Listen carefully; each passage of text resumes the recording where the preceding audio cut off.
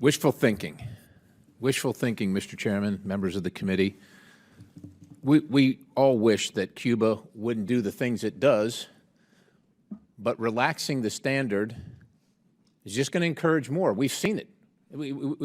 We've already seen this. We don't have to try it again to see that no good deed will go unpunished. We have tried with Cuba.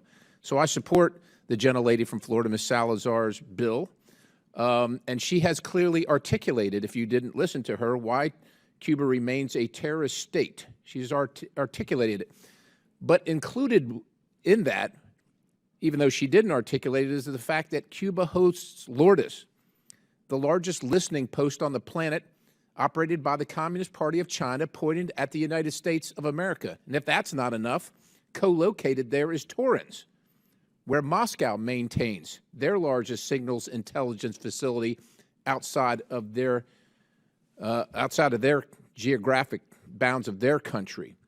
Cuba does not have an army that we're concerned about, but they do have a biological warfare threat that exists and is real. And I'll remind everybody, it's 90 miles off the coast. Cuba enables the repressive systems in Venezuela and Nicaragua. It hijacks legitimate protests in Colombia and Chile that are striving to become communist nations. Listen, folks, a bloc of the United Socialist Republics in our hemisphere would be completely counterproductive. The soft on crime, let's all put a Che Guevara t-shirt on and act like he was some kind of freedom-fighting hero, quite honestly, is absurd and ridiculous. It would be awesome if the members of this committee could agree that Cuba does not work in the best interest of the United States. Quite honestly, it doesn't work in the best interest of humanity. And while we all agree with the people of Cuba, when I was growing up in Miami, our neighbors, Cubans, were not only just our neighbors, they were close family friends. Their freedom, their livelihood, their property, their heritage stolen from them by Fidel Castro. That vision exists today in the leadership of Cuba, and to believe anything otherwise, I'm not sure what that is. I'm really not sure what that is. I hope it's just ignorant.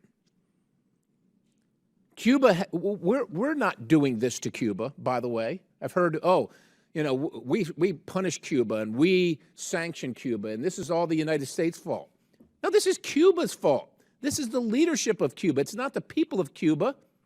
But they're never going to get out of it if we continue to help the leadership of Cuba, which, by the way, when we send them anything, we relax anything, they use it to their benefit, not to the people of Cuba's benefit, to their benefit. Understand how totalitarian regimes work. They're not waking up in the morning saying, how can we get the United States to help us so we can help our people? They're figuring out how they can get the international community help them stay in power and oppress their people. Let's not be part of that, ladies and gentlemen. I urge you to support and vote for the bill.